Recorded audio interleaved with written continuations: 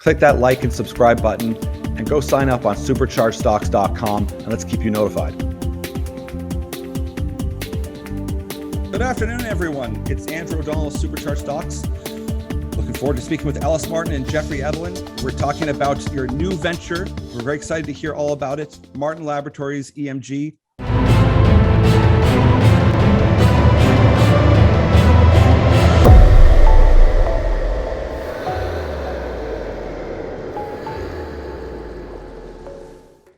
Ellis, how are things going? How's the last 6 months, a year been of putting this all together, this big culmination of this company? Tell us what's going on, what it's about, and what, this kind of, this passion play that you've got. Well, Andrew, thank you very much for having us both on the program today. We certainly do appreciate it. And this has sort of been a stealth project of ours, at least mine. We started putting this together probably in about May or June of 2020 last year. And I have been friends with the folks at EMX for several years and got to know them really well, which you should actually do before you go into business with anyone. But this is more organic. We became friends first before I ever decided to pick up some of their properties in Scandinavia. And the market being what it is, I didn't feel gold was primarily, or precious metals were primarily stable enough for me to put all of my eggs in that particular basket. Not that I don't have an interest in gold, I do with another company, a smaller company, but battery metals, the way that the politics have driven the space, especially in the US, it's a no-brainer. And EMX had the foresight to pick up some fantastic nickel properties, also containing cobalt and copper, when it was not in vogue, when nobody was looking. And Dave Cole and Eric Jensen and Jeffrey Edelen, basically contrarians, years ahead of their time with selecting properties. And so it was sort of a migration to the battery space. And I hadn't realized that when I was a kid. I was building these electric cars with my erector set in 1964 and 65 and working with little handheld generators that would move magnets through copper generating electricity. I hadn't realized I'd been doing this when I was younger. And even though I'm in media and marketing, much like you are, having been in the mining business for over 20 years, I just sort of gravitated organically, intuitively into the space. And we're putting together a company, and these 5 very sizable properties in combination with each other came up, and we put our deal together. I flew to Denver last September, and we met with everybody, and we decided to do business. And so since then, this last year, I've been relying heavily on Jeff and his team in Scandinavia, which is quite substantial. EMX has a great team there to help us basically identify what we have, put it together so we can market what we have to sophisticated investors, to institutions, to funds that like the space. And we're getting there. We're making great progress in that area. Additionally, we also picked up, outside of EMX, we picked up a large copper footprint in Newfoundland, copper silver footprint there, 150 square kilometers. That added to 250 square kilometers of battery metals in Scandinavia. We've got about 400 square kilometers of potential battery grade materials in our footprint. Yeah, and before we go into some of the details, we'll talk about EMX and have Jeffrey, kind of make some comments about the geology and also just the relationship, because that's such a big thing. And I know you've talked about before, is this business is about relationships. You've been around in it for quite some time, and I've seen all types of personalities, know enough to know the teams you like that you kind of stay away from, have led that for a long time.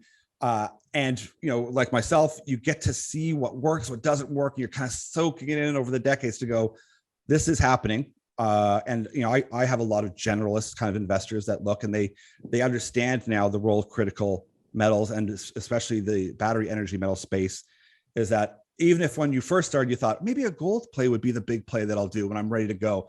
And, I'm with you. This battery energy metals thing is so enormous. Such a huge shift in energy today, that even I'd mentioned just briefly before, you have, Bill Gates, Jeff Bezos, as well as Elon Musk. They're backing different plays out there with BHP. So there's so much happening out there that people are starting to see in the market. And, EMX led that charge, like you said.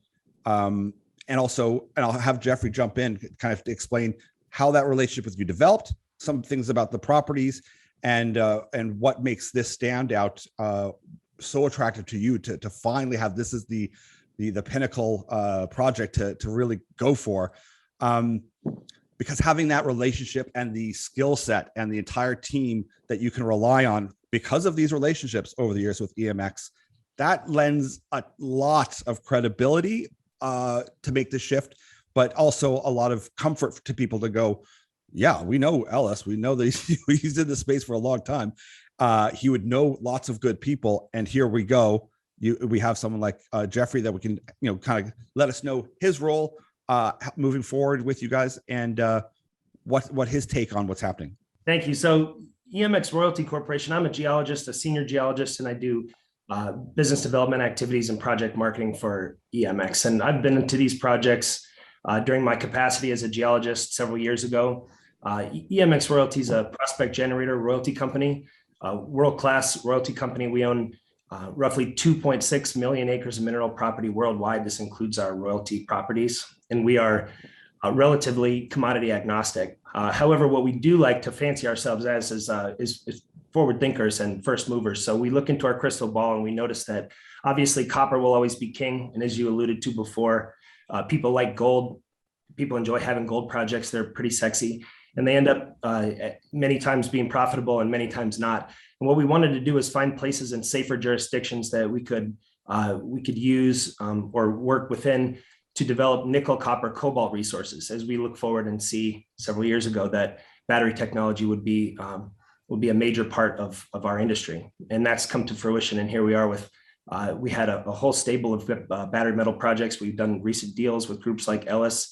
We always seek out the most capable partners or the partners that are able to market or raise money. Some trick. It's a people business, but we definitely need the business fundamentals there. So we partnered up with Ellis. We operate these projects here. He picked up 3 battery metal projects in southern Norway and 2 in Sweden. Some of our better projects, perhaps our best nickel, copper, cobalt projects, but time will tell with exploration dollars going into the ground, which is what Ellis is getting into right now. We're fresh off a couple brand new surveys up there that were very encouraging, identification of potential new targets that we didn't know about, types of things like this. So in my capacity as a geologist, what we are doing with Ellis right now is we're putting money in the ground. We're looking into these projects to see exactly what the targets look like. But they are nickel, copper, cobalt, plus or minus PGE projects. So this is platinum group elements. And we identified in Scandinavia several years ago what are called boulder trains. Now, these are remnants of glaciation that are deposited once glaciers melt, and they roll around parts of the crust and then deposit them somewhere else. And if we understand the direction of ice flow that the glaciers took, we can walk this back and find centers of mineralization. And that's what we did with these projects. And that's what the historic miners did there too, when they came in and identified these old historic resources with drilling. Many of these systems, and even today, are found with boulder trains, basically walking back up ice direction. So we did some systematic exploration, found some targets. We've identified historic resources along with the help of the Swedish Geological Survey on these projects. Those are non-43-101 compliant resources, but certainly indicators that there's robust mineralized systems potential. We've got a really good team, and we've got a couple at-bats here to do our best to try and find something for Ellis Martin and his group. Many of us are shareholders, and I really like the potential of this project from a social perspective to the fact that you've got battery factories going in all over Europe. So the technology is coming in and is in many cases already here. You've got a really capable team, world-class team working out here. We're not new in Scandinavia. We've been in the region for upwards of 14 years. So we've got great relationships with the local stakeholders, government organizations, and we really try and do things right up there. I think Ellis identified that and wanted to work with a classy group like ours that's very capable of getting the job done. And we have the best projects too up there, so it's a good fit. I'm glad you touched on that social and governance package as well, because it's something you can see on on Ellis's site at Martin Labs, and you can see on EMX, is that continued commitment towards doing this sustainably, doing it correctly, doing it efficiently and effectively. You wouldn't have the relationships for 14 years in Scandinavia if you weren't doing them. They're very conscious of that. We have a culture of accountability at EMX, and everything that Ellis does is a reflection on us and we on him. But we plan to be there and be partners there in the region for years and years to come. And listen, as a royalty company, if these projects don't work out, or we fumble here and something happens where we are bad actors, which will never happen. If that ever did happen, you erode that trust very quickly. It takes years to build. And we don't get any work done this way, neither do our partners. So, we're really committed to making sure that all those boxes are checked. And maybe you could give, just because, for a lot of people to say, hey, what's the infrastructure like? What's mining like there? They might have a sense of, they look at, the mountains of northern BC and go, oh my goodness, I know what that looks like. I mean, I'm flying on a helicopter. What's this look like? Infrastructure, the ease of work with the government. So, why Sweden is, and there's a few reasons, and I'll miss a few invariably because there are so many. But number one, power is very cheap. It's on the order of, at this point, and I could be a little off on this, but something like 6 euro cents per kilowatt hour of power. Okay. That's quite cheap, and it's very sustainable. We're talking hydropower, wind power, wages, and work. Should this ever come to something that's bigger and more exciting, even more so than it is now, you're going to be able to find some of the most well-trained workers in the whole world. Sweden is a mining country, and what they do is they develop the technology to do that activity extraordinarily well and environmentally conscious as well. So that's actually really something that attracted us to come to Sweden, because when you want to get nickel or copper or cobalt out of the ground, you can do it in other places. You can do it in the Southern Hemisphere, where things are a little less significantly less attractive for the worker. And what we want is everybody to be on the same page, and we want to, it's a process. We want to bring everybody in and get everybody collectively focused, and that success can be contagious. And if you do it at the expense of somebody or something, that's never a good business model. So Sweden's great for that. And they also have laws. They operate under a set of laws that are, everybody's aware of this. We really like that. So their environmental protections are strict, which we also appreciate because it forces everybody to do the right thing. Another thing to consider is that when I spoke about laws, the Swedish Mining Directorate, these types of organizations that actually issue your permits and do the evaluations to say if it's okay for you to have an off-road permit or to drill, those situations are typically prescribed, and they come within a period of weeks or months, not a period of years. I'm in the United States right now, and it can be problematic to get a drill permit on national forest ground. You can do it, but it can be problematic. This offers an investor a chance to sort of potentially likely experience some scientific technical results out of the ground in a quicker period of time, which if you think about the time value of money kind of matters. So, and we really consider ourselves first movers in that country. We came in there and identified extraordinary amounts of historic potential. And Sweden was Europe's iron source and silver source for years. It financed imperial activities for hundreds of years. Sweden's a rich country. And what you don't want to do is go in there and say, hey, we're going to come take your stuff. We want to make stakeholders and make everybody, we want to create a rising tide. Yeah. I love it. And I can't overstate it. I mean, the career that Ellis, you've had, a very loyal fan club and following, subscribers, a huge radio base that I once they get out and see what you're up to, they're probably thinking, why, what is he up to? There's some sort of top secret thing happening. That is going to be a lot of energy in and of itself, because there's lots, like I said, there's people who followed you for a long time. And for them to think you've picked this project, that's going to mean a lot. And then when it comes with the quality of EMX as well, that adds another level of a synergy, because, companies don't want to just find someone to run a program or to work with them. Because like you said, all the goals have to be aligned. All of them have to be in place. There's a commitment there. And we're better than with a long-standing relationship that's kind of and a friendship over 14 years to go, all right, this is where I'm putting my play in. This is where I'm putting my chip, my hat.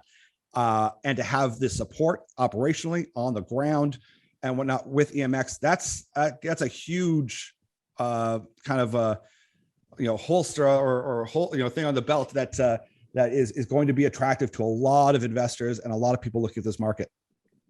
And thank you for that, Andrew.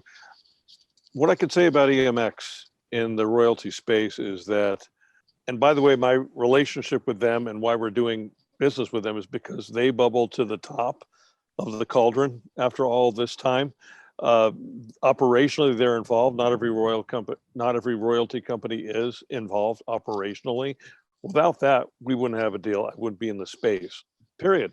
I wouldn't have a project right now. I wouldn't be doing it without EMX or people like Jeff Edelen and Eric Jensen and Johannes in Stockholm and Anna Gallagher in Denver, and everybody would not be doing it. And it's really important because I've spent my life as a journalist, 50 years now as a journalist. That's the space I'm in. I understand marketing. I know it, but I'm not a geologist. I'm not a mining engineer. I don't have a background in the actual science of what goes in the ground. I have knowledge of it. Yeah. And so I have to rely on team building and advisors. We're building our advisory board right now. We want to put some end users into it. I think it's really important. And a lot of mining companies are not doing this right now, that you develop relationships with these end users very early on.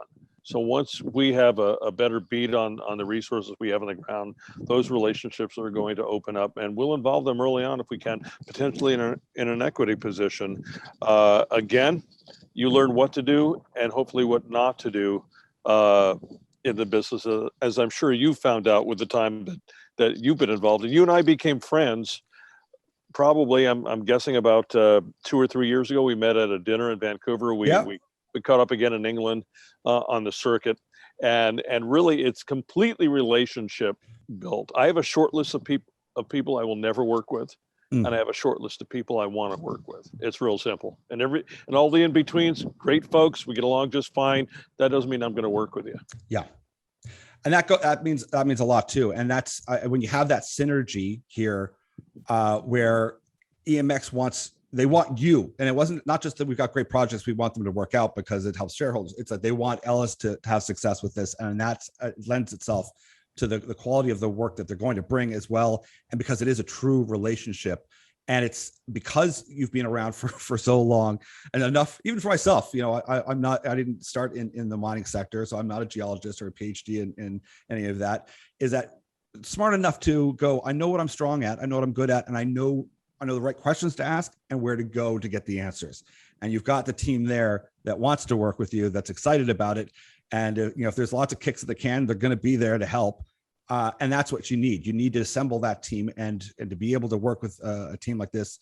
A lot of mining companies, not all, but certainly EMX, you were basically doing ESG before it was ESG. I mean, there was high levels of regulation that you also wanted. And I kind of say to people, you want to have the projects almost in your backyard, because the days of just saying, like say, I live in Vancouver, you say, well, we just don't want it here. I don't want to see it because it's bad on the environment. You go, well, if you don't have a say in it and you don't say, I want it done correctly and I want it done right and efficiently, it's getting done in China.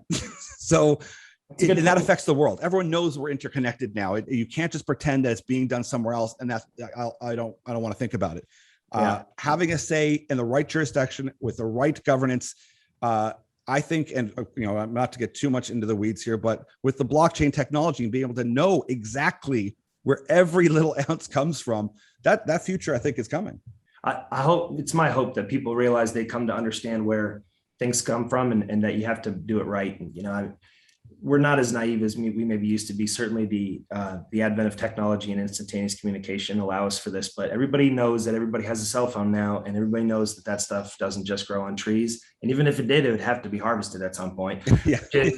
But just a respect for where things come from. Have a respect for the fact that you got a little black box in your hand that can talk to space and then come back with all the information you'd ever want. There's no excuse for not understanding where stuff comes from now. I mean, you got to know. But let's also take a moment to realize that we're creating an entirely brand new industry where there will be downstream effects on this, just like the auto industry now. We've got batteries and tires and radios and everything. Same things happen here. We're just going to build a ton of cars, and we're just going to do it without gas. So we're generating a whole new sector of potential to grow enormous amounts of wealth.